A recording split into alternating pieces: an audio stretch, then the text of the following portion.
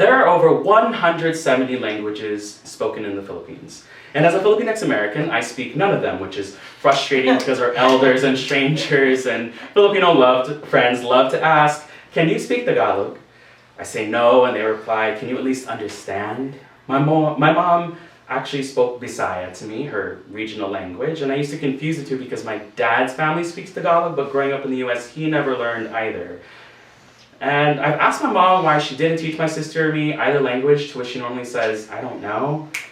And you know, what I remember is when I started school, my mom made it a point to speak more English at home, and then somewhere along the way, that's all that stuck.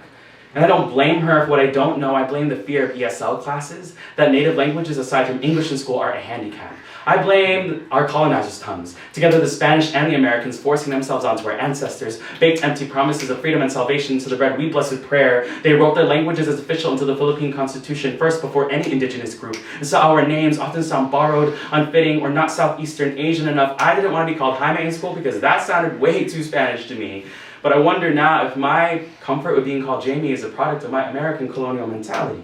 And my mother too hates how her Spanish name sounds, Adelpha, shortens it to something easier for folks here in the US, Del.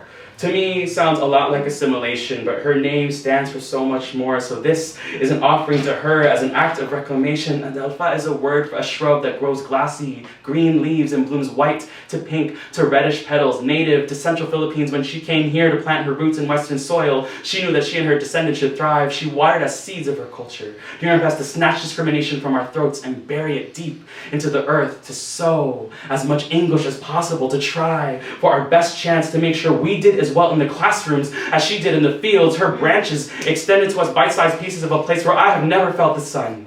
I still have never been to where she's from, so I cling to the few words she has fed me of overseas communities that I've never met. I remind myself that I too am born of her family of farm workers and fishermen from one of the smallest islands. I remind myself that I'm as much a product of what has sprouted from the same sun in any language, and I remind myself that being tested whether I can speak isn't a game, and I feel so much lost the older I get. But this is a poem from my mother, and if she were here right now, I would say to her, "Ma, Dili ko kasabot of Visaya.